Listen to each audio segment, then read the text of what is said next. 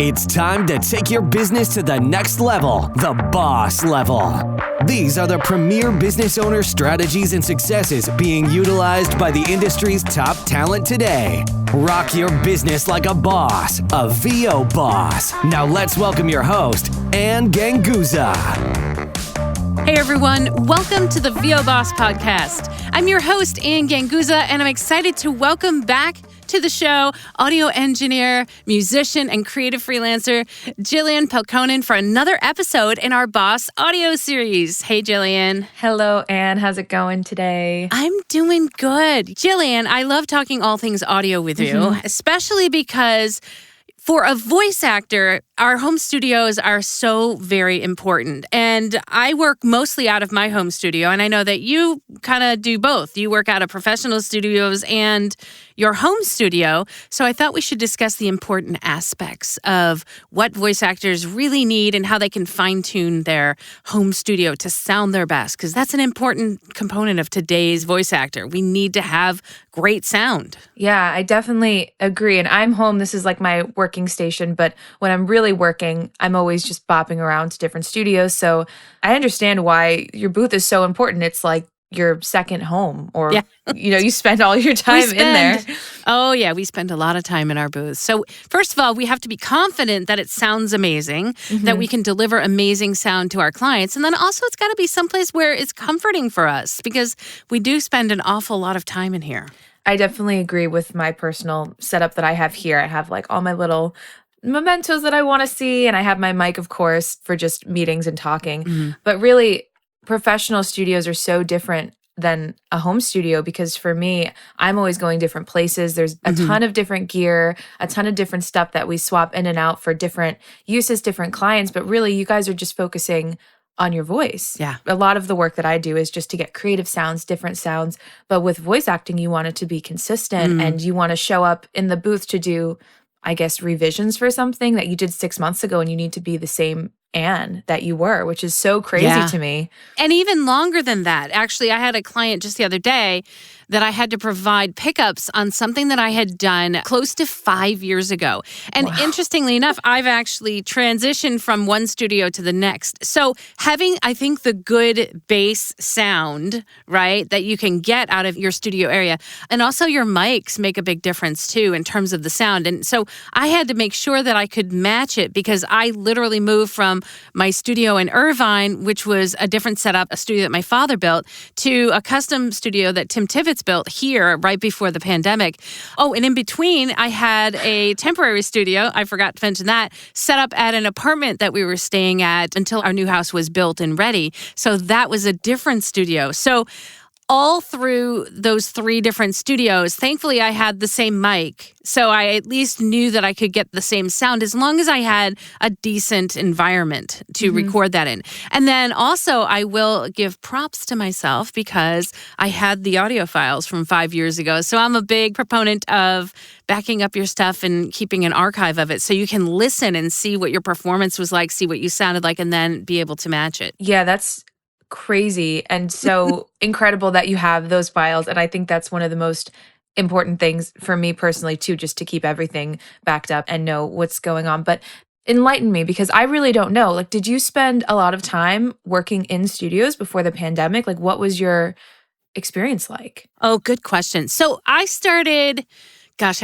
back in the early 2000s doing voiceover, and that was when a home studio was like just a thought. It was not a requirement. It was just a thought.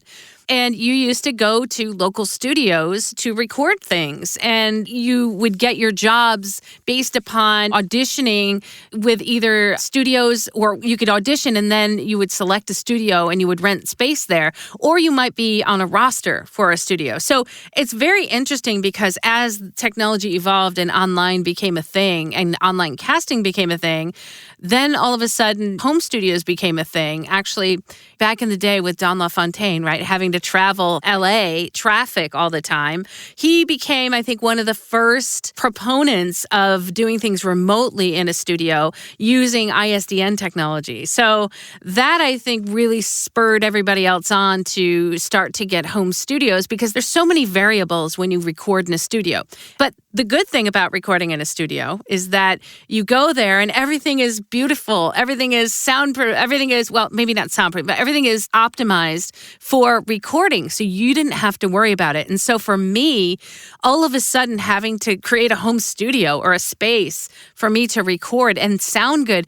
I'm not an audio engineer by trade. I didn't really study it in school. So for me, that was a big hurdle in the beginning of my voiceover career. And I know it still is for voice talent that are coming up through the ranks because that's not necessarily what we studied. We didn't study audio engineering. And of course, it's a whole field. So it's not an easy field.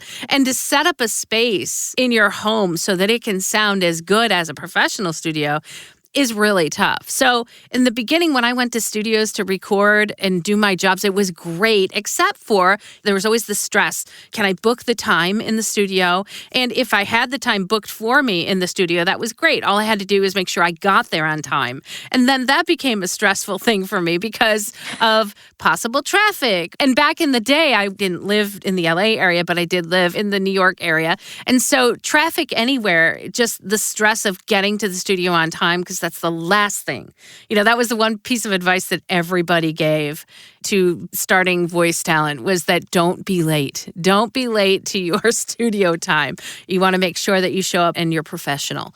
But you certainly didn't have to stress about anything other than just performing in front of the mic. And I think that was a big plus for going into studios. And people still go into studios today. And I know I love it when, even if I'm remotely connecting to a studio, I have the engineer taking care of all the sounds and levels and the files. And there's just so much to think about when you are at your home studio. And I'm rambling on here, but it's also a thing that when we are in our home studios, we have to think about things like, okay, well, it's our time to open those files, save the files, upload the files, send the files to our client, edit those files. And so that's something that when you don't go to a studio is now the responsibility of the voice actor. Well, that's crazy. I mean, obviously, a lot of these things I know to some extent. And it seems like there's so many pros and cons for both. I mean, just hearing you talk about it, obviously, we know showing up to record and not having to record yourself, it takes a burden off of it because I record myself. I mean, I'm not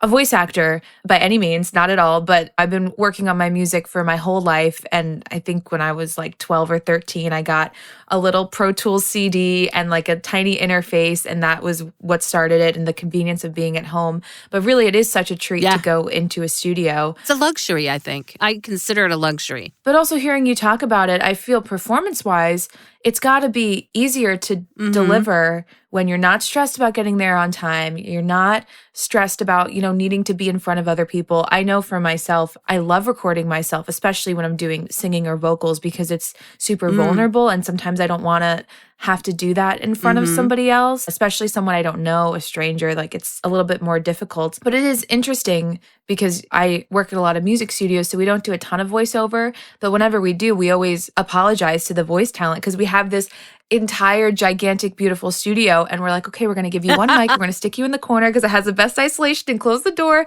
And that's where you're going to get to go. Because it really is true. You need a good mic. You need a good setup. But voice actors don't need that whole setup. And so I guess the question or conversation is going to be about how do you take the pros of a pro studio and incorporate them into your home studio setup and make it so that you don't wish you were at the studio. You have everything you need there. It's a journey for sure for a voice actor because, again, I don't have the audio engineering education that you do. I know how to perform behind the mic. And so I just remember for me setting up my initial home studios, and I didn't have an ear either for it. I think when you first begin, you just don't have an ear for what good sound sounds like. And I would record and I didn't think anything of it and sent my file off to someone and they're like, no, and that's not going to do. That's not acceptable. And I was mortified. And then it was like, gosh. wow, so what do I have to do to make my studio produce sound that is viable for my client? Yeah, it's definitely an interesting conversation and thought just because it's true. Like voice actors, they do have to fill the role of the audio engineer. I do believe that. But I also don't think that all voice actors need to be audio engineers. Yes. Yeah, I agree. You need to know how to record yourself. You need to know how to see if you're clipping, if you're too quiet, to hear a little bit of distortion or hear if your voice just isn't sounding right. And obviously, with auditions, you have to edit, you have to make it sound comparable to the other auditions and maybe a final product. But really, I feel like if you tell someone who's not an audio engineer, or if you told me 5 years ago before I was really an audio engineer, you have to do this, it's so overwhelming.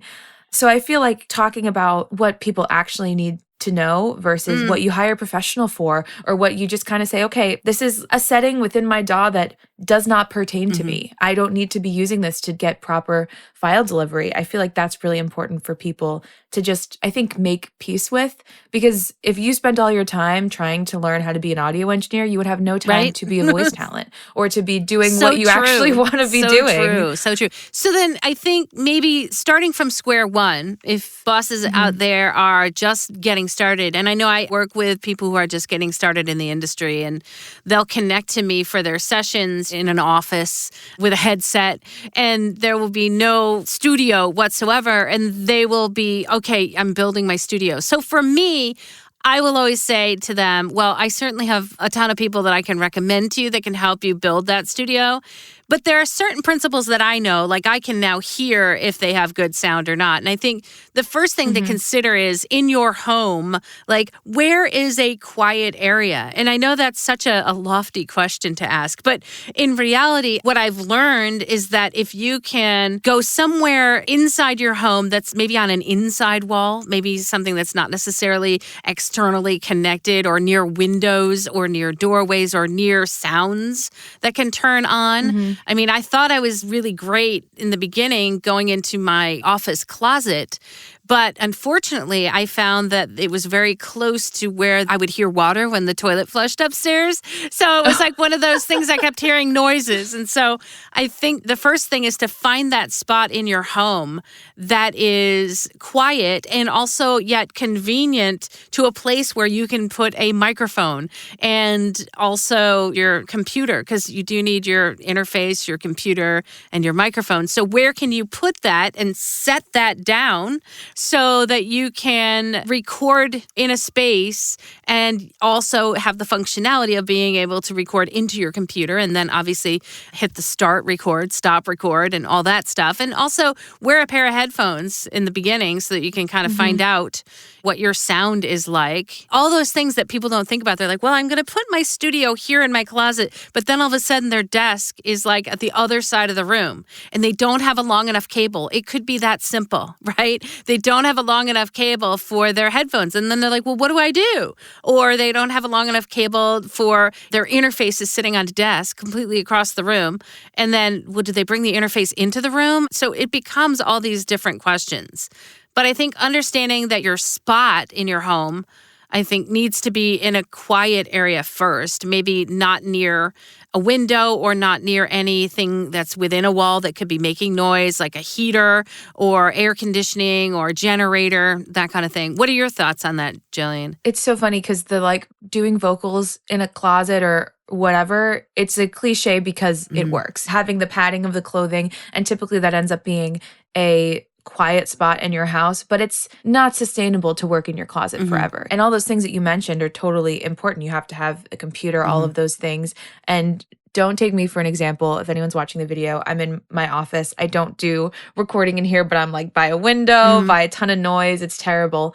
But I think finding the right spot to get set up in is totally important. But the most important thing, I think, and you can let me know what you think, but for the most part, for doing voiceover work, obviously you need a microphone, but your computer, your internet connection, those are like hugely important things, because how fast your computer is, how good it is at processing audio speeds, how well it connects to your interface, like all of those super technical things within I know I have like a brand new MacBook. Those are going to really matter for how your audio sounds when you deliver it to clients. And you can have the nicest setup in the world, but if you don't have internet, or I know a lot of people also do like Ethernet connections, you're not going to make it to the job. Obviously, if you're just auditioning and sending it later, that's a different scenario. But I mean, how important is it to you to obviously be able to connect to clients? That's like the number one. I think that's probably one of the most overlooked aspects of being a successful voice actor is your internet. And especially now with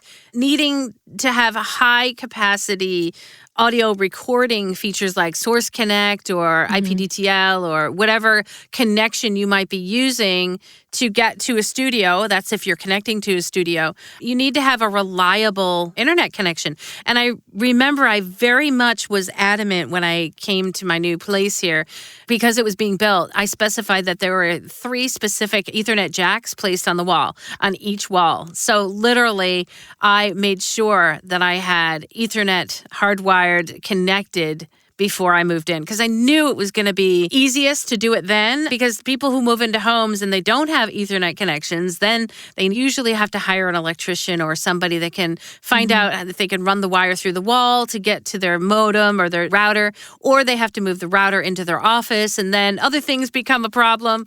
So Ethernet and your hardwire connections are so important. And I don't see the technologies advancing anytime soon. Like wireless technology is great and convenient, but it's still not as great as a straight wired connection. I mean, you cannot beat an Ethernet connection or fiber connection to your router that gets your data there fast. I think it's just sturdiness. It's true. Wi-Fi goes out or it's finicky sometimes. So those are really important things. And obviously having the foresight to know that you need to have Ethernet and all those things installed is really important. But for the people that didn't think about this, are already living somewhere, don't know what to do, find a spot where you feel comfortable. Find a spot that's kind of away from extraneous noise. And I personally don't think if you're just starting out in voiceover, you need to splurge on a booth or anything right away. I think there's a ton of DIY options that we can talk about. But I think that's also a lot of pressure, or at least from what I'm hearing. I'm also like half in the voiceover world, half out of it. So there's a lot of questions that I'm probably going to have for you about like why people say certain things. And I know kind of random, but kind of on the conversation is a lot of audio people that I know are very adamant about not updating your computer or having really, really old hardware. I understand to the support the thought equipment, processes right? behind it, yeah. But I personally don't live that way. I update my computer, I have new stuff, and there are times like when I updated to a newer version of Pro Tools or a new version of Mac, like the Mac OS, that was not supportive of Pro Tools. And I had a couple weeks where it was having a little bit of bugs, which is frustrating, but definitely for security of myself and all of the other things going on in my life, I don't think that you need to be using a 2010 computer. Well, I agree. Normally, I would agree with you because I worked in technology for like 20 years. I would always No, say, tell me. I'm not saying that I'm right. This is just the way that I work. Update. And I love being updated to the latest and the greatest because I figure it's getting rid of a lot of bugs. However, sometimes when Apple doesn't update, because I work with Apples, it's not conducive to working with my hardware for my studio. So my Apollo, which is my interface, and I have backup interfaces. But right now, the latest release of Mac OS is not compatible with it, and I can't afford to struggle for 2 weeks. I need to have something that allows me to connect and record. And so I will wait on the update until I find out. I usually check there's a lot of great groups out there on the internet that talk about, should you update your hardware for this new release? Is it compatible with the latest release for the Apollo? And I think it's wise to keep your eyes on that. I don't think you should be 10 releases behind for sure. But I do think that before you upgrade, to just take a look and ask around to see if things are compatible. That's important, especially if you're required to record every day in your studio and you don't want to have to go to your backup recording. And that's the other thing too, is that I'm very much into having a backup recording setup because I've had things happen to me enough times, but people just starting off, getting into voice acting, they probably don't even have their first setup set up, let alone a backup set of equipment. So let me just talk to you on that for a second. I personally don't have any Apollo or UAD stuff for that reason, because I'm so nervous to be stuck without it. And I totally agree with you, because when I updated my computer without realizing that Pro Tools, I mean, I'm fortunate enough that I have 5 or 6 other places that I can go use Pro Tools. It wasn't like, and it was working. It just, there were certain plugins that weren't working, but that's not the end of the world. But the lesson that I learned from that was, oh my gosh, never update without checking, because it's true. All the programs that you're using, and I think within Apple, they will say what is compatible and what's not compatible with these new releases. And that is totally smart person way to do it. And you get burned to realize that you can't do it, which is what happened to me, and I'm sure has happened to you. You only have to get burned once, right? You get burned once, and then you're like, this sucks. I'm so dumb. I have my new features, and now I can't do my job, which is sucky. Exactly. So learn from our mistakes. Don't make your own. But there are some people, and I've met them, people that I work with too. I mean, one of these studios, we had a 10 years old Pro Tools rig. And when you get into the large professional studios, they are upwards of like $10,000, $20,000, $30,000 for new Pro Tools rig, like expensive. Oh, yeah. And I'm sure that's why they don't upgrade to the latest and greatest all the time. Well, the old system was super sturdy, was working really well. And then we upgraded, and there were some glitches and bugs and things that come with updating. I don't know why. I just heard people that I work with grumbling like, the old system was so great. Now we have the new system and it keeps crashing. And so there is this conversation about not upgrading for like 10 years. I don't know if you've heard that within audio engineers. That's a long time. Yeah. So if anyone is giving you that advice, I'm just going to give you the counter advice so that you can take both of them and make an educated choice about what you want to be doing. You don't need to be doing what I'm doing and have the newest stuff. If you have an Apollo, you definitely can't always have the most updated because it's a little bit behind, and everything that's not within Apple will always be a little bit behind. But just make your own choices, people. Listen to us, gather the info, and make a good choice. Yeah, make an educated choice. And I agree. Like, there's always that fine line of when do you update your technology? Like, when does that happen? And I'm very used to, just from my previous jobs, I mean, I was always living on the edge. I was always trying the new stuff. And so I'm very bold when it comes to trying new stuff. But I'm also smart enough, I've been burned enough times to know that I need backups of everything and then backups of the backups. And so I'm actually really thankful for that experience. And bosses out there, I say backups of backups, backups of your files, backups of your equipment, backups of your internet connection, because the one time will come when you really need it and you won't have that backup. And that only has to happen once. I'm so old, it's happened to me multiple times. So I feel good that I've learned from it. And so while I feel as though I'm really close to the edge on everything I possibly can be, I'm also smart about when to get on that edge with equipment and stuff that I need on a day-to-day basis. So yeah, absolutely. So when you're looking for that space in your home, that quiet space, that space that's comfortable for you, and also hopefully quiet for you, right, for that home studio, then you start preparing it, right, acoustically. So, Gillian, what can people do to prepare their home studios acoustically? What sorts of things can they do to have sound absorption? Like if they're in a closet, obviously they can have their clothing, which is a great absorber of sound. What other things can they use? There are a ton of things that you can use. I know there's a few DIY booths in the sense that they're not thousands and thousands of dollars. They're like some PVC pipe and some packing blankets that will kind of isolate you, which is great. I think the issue with the way that homes are built versus how sound works is you get the windows, you get all the boxy walls, and you have all these parallel surfaces, and you talk, and all the sound just bounces from side to side to side. So the whole point of having treatment on the walls and treatment around you is to stop all of that reverberation. The reflection. Yeah, and the reflections, and just capture it. And really, a lot of studios will be built with like diagonal walls and all of these things to just go against it. I have never built a studio, so I can't say that I've done it, but I've been in a lot of places where I'm like, that wall's really weird. Why is it like that? And of course, it's not for aesthetic, it's for sound. So just making sure that you are blocking yourself from any windows are really reflective, just any sort of padding on the walls would be really, I mean, I see yours, all of your stuff in the background for anyone who's watching, and has all those nice little panels. Yeah, the sound panels that just absorb everything. And there's also these things that we use in studios that I haven't seen any voice actors use. So I'm going to have to ask you about it. They're like reflection filters. Have you ever heard of them? Does that go on a mic? It goes on a mic stand. Yes, I have.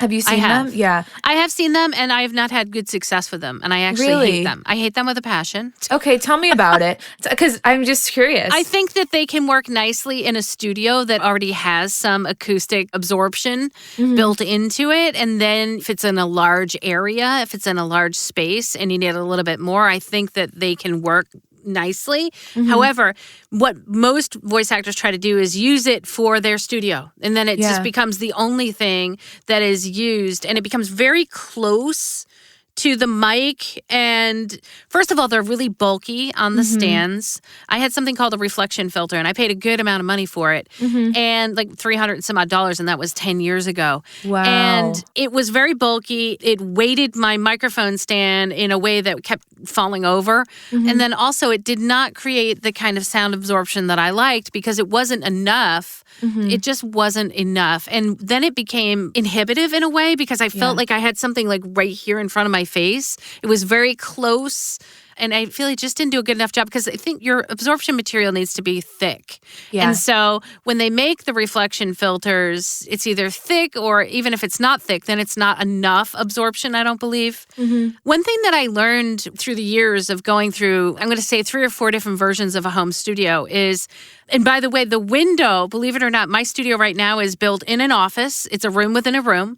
And right in front of me, right? A room in a room is great. Right in front of me is a wall that had a side window on it. And we actually, before we built the studio, we frosted the window so it wouldn't look silly because we had a studio in front of it and people would just look at a piece of plywood or, so it wasn't attractive. So we frosted the window and then we actually put rock wool insulation and then a drywall on the outside. So we created a whole encasement for the window so that blocked any potential sound that could potentially get in. And then we put the studio right up against it. And so that's how we blocked our window. So we made sure there was absolutely no way that sound could get in from the outside on these walls. So it's a room within a room. And so my acoustic panels are 4 inches thick and they have rock wool insulation. And that's something you can get at Home Depot. It's awesome. It's really cost effective. It's not expensive. And these were all DIY panels that were made. And I'm going to give a big shout out to Tim Tippett. He's got a great YouTube video on how to make them. They're all 4 inches thick and they sit just slightly off the wall. So that way you have a little bit of spacing in between the panels and the wall for the sound to kind of just, if it bounces on that wall, it'll come back in through the panel, which is 4 inches thick. So that you get, I think, the highest amount of sound absorption that you can using the panels. And if they aren't using the panels and they're using blankets, again, those blankets are giving you a certain level of absorption, not quite as much, I think, as the 4-inch thick panels with rock wool in there. But again, it's your choice. And I hang them everywhere. I have a ton of them in here. I also have clouds that are up above me with the same kind of thing. And then outside of my studio, because I want the outside of my studio to be quiet as well, I also have panels hung out there as well. See, that is just like an impressive setup. And thank you, Tim Tippett. I know he was the previous Boss Audio guest, and that's awesome that he did all of those things for your studio. And that's just what I would say the difference between a pro VO setup and a beginner VO setup. You got to start somewhere. And I think that isolation is really important. And obviously, any advice we give, and this will be what I keep saying on the series, is just take what we say and apply it to your situation. Because unless we're working one-on-one, like either Anne or I working with you, there's no way to know exactly what your situation is. But when you're starting out, I think that, I mean, even if a few people built those things that Tim has a video on and built those panels and just had them in your home office, behind you, around you, it'll help. You don't need to start with a room within a room, even though that's an amazing setup and it sounds great. And all studios are built with rooms within rooms and floating floors so that there's no sound coming from the outside world. But yeah, I think we got a really good foundation of home studio versus pro studio, how to get your space set up. And I think on the next episode, we should really dive in for the bosses on like what you need for a beginner home studio setup. What do you think? Absolutely. So guys, when you are thinking about getting into voice acting, you must also think about where in your home is a good place for that studio, because you can have an amazing voice, but if you can't deliver the audio, a good quality audio to your client, you're not going to be a very successful voice actor. So absolutely very important. But one thing I will say to give you all hope in case you're overwhelmed at this point is that once you get a home studio set up, like I have a home studio set up, you're pretty much good to go. I mean, your stress is over. You don't have to worry about it much after that outside of your equipment failing. But your space, if your space is set up, it's set up, right? The investment is forever. Right? Yeah. Foregoing any kind of natural disaster, right, or emergency, it stands and it will absorb your sound appropriately and you won't have to worry about it again. So that's what I love. Yeah. And I love, Anne, all you shared with me because obviously I work in all these big studios, but I can't say that I've been given a tour of anyone's booth yet. So, hearing how you set it up and all of those things, I think it'd be great for bosses to know and taught me a little bit today too. Awesome. Well, Gillian, thank you so much.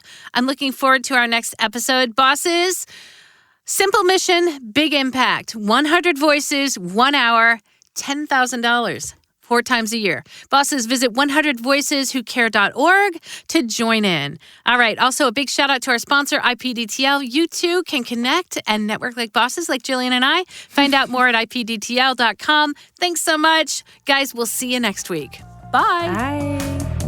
Join us next week for another edition of VO Boss with your host, Ann Ganguza. And take your business to the next level. Sign up for our mailing list at voboss.com and receive exclusive content, industry revolutionizing tips and strategies, and new ways to rock your business like a boss. Redistribution with permission, coast-to-coast connectivity via IPDTL.